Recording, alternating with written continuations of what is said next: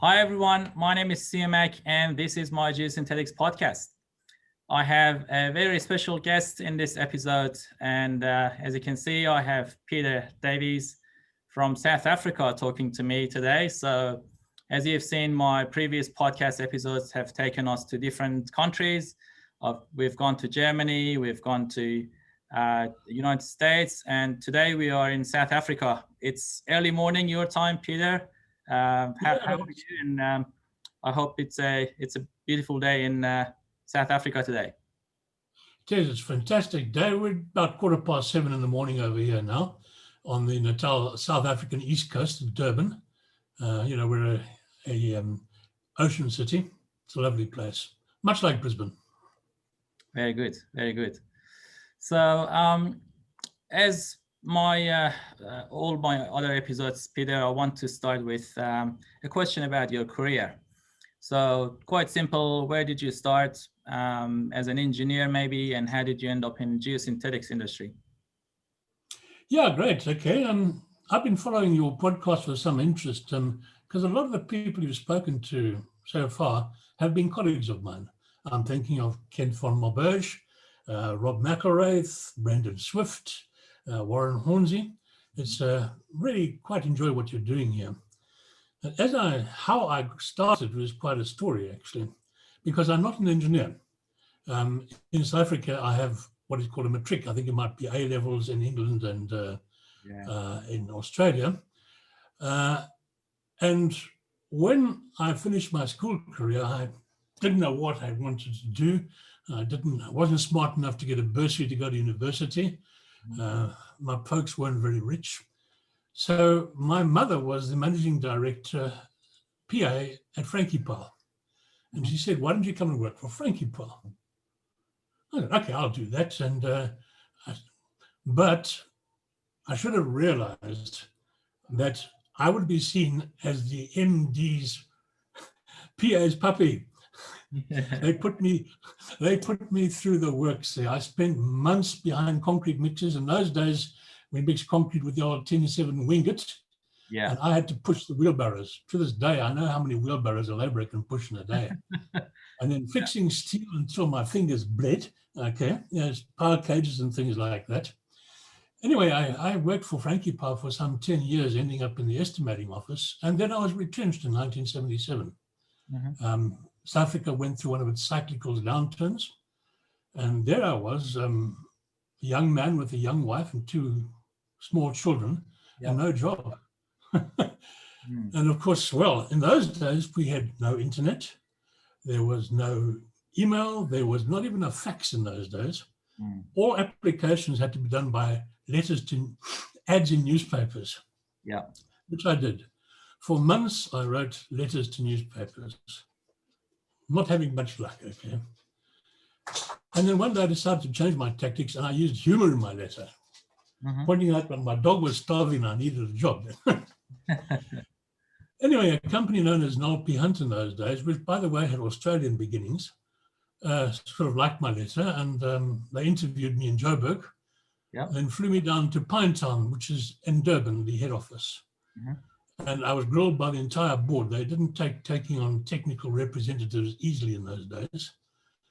Anyway, I joined the company and as a technical rep, and then 5 years later, I was director of the company's largest branch in Johannesburg. And I never looked back after that. So this is for somebody who'd never sold a damn penny in his life, not sold a damn thing. So my message, I think, that I'd like to get across in this is that because of COVID, some people around the world are having a very hard time. But losing a job doesn't necessarily mean the end of your life. For me, it was a complete change of career. And geosynthetics have been very kind to me for all of my working life now. So I think that's how I got into it. Okay. I joined what became what Bob Kerner called probably the largest technical sales organization in the world as far as geosynthetics were concerned. That's right. Okay. Yeah, that's fantastic. That's very nice. Good to hear. So I want to also ask you about during your career you've met a lot of people, and I want to ask you a question about like how it helped you, like Toastmasters, say, how it helped you to converse on equal terms with senior engineers who you might otherwise call sir during a business meeting, for example.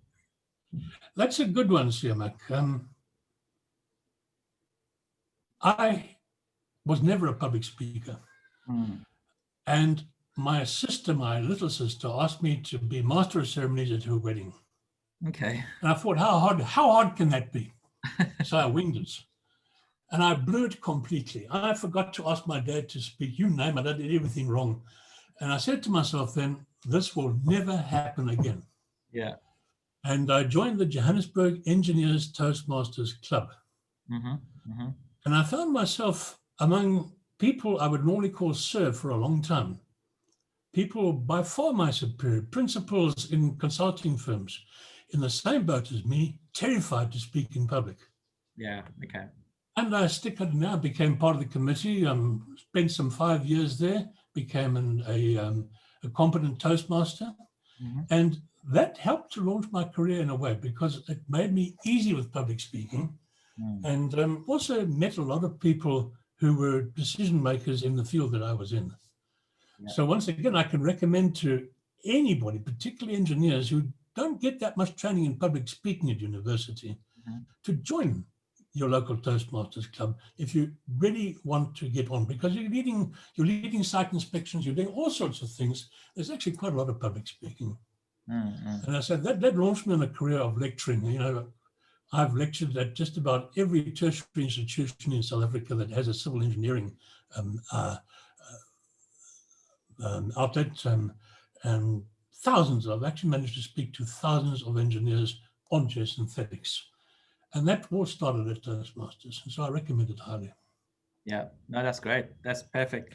And like you said, you've met a lot of people in the geosynthetics. And I want you to maybe name a few, like some notable geosynthetic people that you have met during your career. Yes. Indeed. I have had quality time with people like Jean-Pierre Giroud and his wife Genevieve, who spent some time in South Africa. Before he became famous, he was a lecturer at Grenoble University and a consultant to the Bidem group of Ron Poulenc. Yep. And he came out to South Africa when the company I was working for took on Bidem. And I spent quite a bit of time with him, and we went around the country giving lectures. And after that, he's come to South Africa a couple of times, and I've always managed to get on with him. Then I've also had the very good fortune to spend quite a bit of quality time with Kerry Rowe, who also spent some time in South Africa. Yeah. But, you know, I think of them. I think of Marek Boaza, spent some time with him.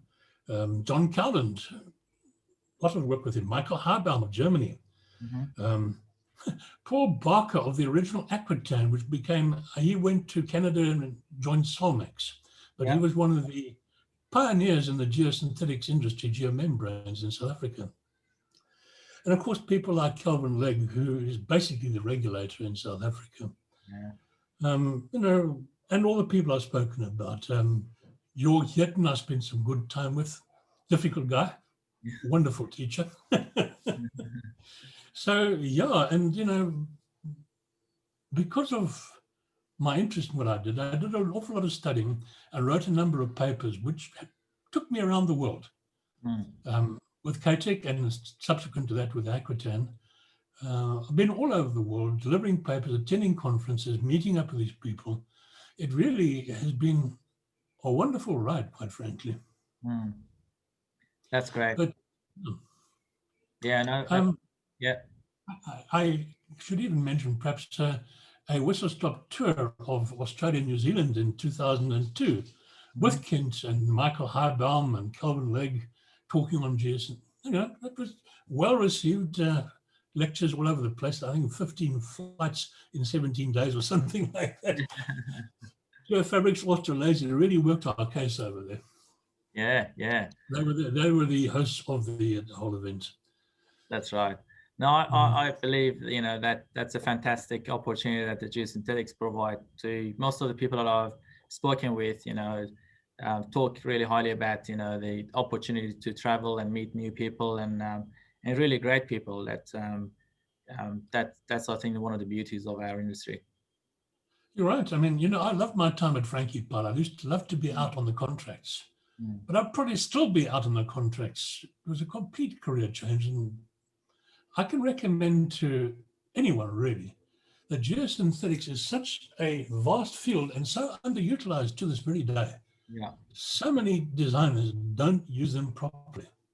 So many clients are really unaware of the advantages that they actually offer. Yeah. Anyway, in my career, I've been able to mentor a lot of people on using these things properly. That's right. And I think we talked about it briefly when I was talking to Mike Dobby, for example. Yes. Contents are like about misuse of geosynthetics, and it's really important for engineers to understand the applications and how to design for different applications. So that's good, Peter. I think when you were talking about your career at the beginning of this episode, I think you talked about like your previous involvement with Frankie Pies before joining the geosynthetics industry. So I wanted to ask you, like, if you have like maybe a message to my viewers or listeners on what might be seen as a career disaster can be a fantastic opportunity or a fantastic experience. You've had several experiences in your career, so tell us about that. Yes, indeed. Well, as I said, being retrenched from Frankie Power was a hell of a blow. I mean, it actually attacks your self-confidence quite badly when that happens to you. Okay. Yeah. But my message, Racy, is that something like that doesn't necessarily mean it's a disaster. Yeah. In my case, it was a complete turnaround in my career, and I was able to take it forward and really make something of it.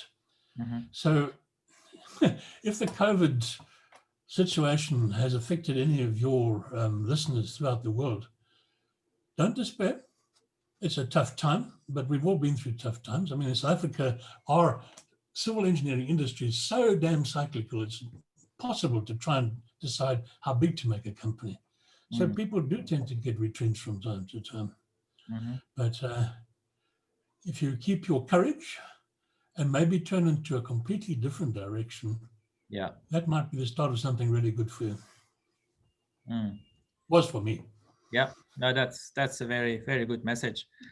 And yeah, Peter, as my last question, I want to again ask you about your career and your highlight in your career. Like maybe one thing that you always remember, something that can be like your highlight, and tell us why that is your highlight.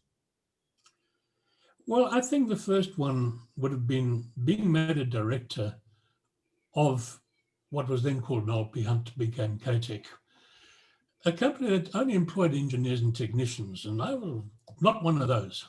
And then to become a director within 5 years.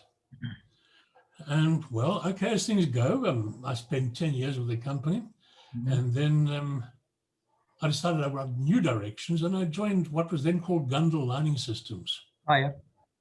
Okay, which became Aquitaine. But Gundel Lining Systems became Gundel of Houston, which took over Schlegel of Germany to become GSC, and is now Siamak. I mean, that's quite a... Anyway, that was good. I spent 10 years with them, learning all about geomembranes. So in my life, I've been involved with geosynthetics in quite a wide field. And I think that's what makes it easy for me to talk to people about geosynthetics and to be a mentor for many people. Sure. So yeah, becoming a director of what was then Aquitaine, there's still Aquitaine, of course, that was another thing. But I think perhaps one of the biggest things to mention to all your listeners is the importance of a home base. I think one of the highlights of my career, in fact, the highlight of my career, was marrying my wife, Janet. Beautiful. Okay. All the months I spent away from home, to come back to a home base, to a loving wife and give you a family, there's nothing like it. You need a good partner, because if you're going to get involved with international travel, sometimes you can spend a long time away from home. Mm. It's nice to know that you're going to come home to somebody who loves you and looks after you. So that one I'll definitely is the highlight of my entire career, quite frankly. Yeah, we've been married for 50 years now. that's right. No, very, very nice, very beautiful.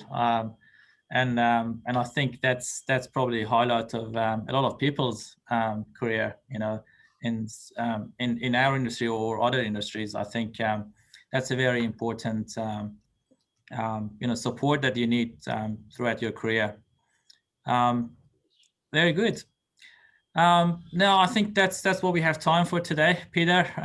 It was great talking to you, and I hope we can catch up later. Hopefully, when the COVID is over, if you coming back to Australia for a visit, or we can meet in one of the other conferences that was planned and cancelled or postponed to the future. So who knows? We can definitely. I sincerely hope so, Siamak, and I'm following your podcast with interest because you're speaking to a lot of very interesting people, and I can think now a few suggestions. Do you know John Smith? Yes, I do. Man, there's a guy to talk to. You might battle to get hold of him because he's a private sort of person. Okay. Yes. I'd tell a link for sure when we talk about if you want to speak to somebody who knows geosynthetics inside out in South Africa, but is a government employee. That one is an interesting one to have a look at. Sure. So I look forward to further sessions with Siamak. Perfect. Thanks very much, Peter, and glad you liked the podcast. And that's the whole idea. I think the whole purpose is to reach out to people and get the conversation going. And I think it's very good for younger engineers to hear these things and hearing about people's careers and how things might change or how you can sort of be the pilot of your career instead of being the passenger of your career. So that helps a lot of engineers as well. Great, fantastic. Perfect. Thank you, Look Peter. forward to seeing you on screen again. Thanks again, and thanks to my audience for watching this episode or listening to the audio of the podcast. We catch you in the next episode. Thank you.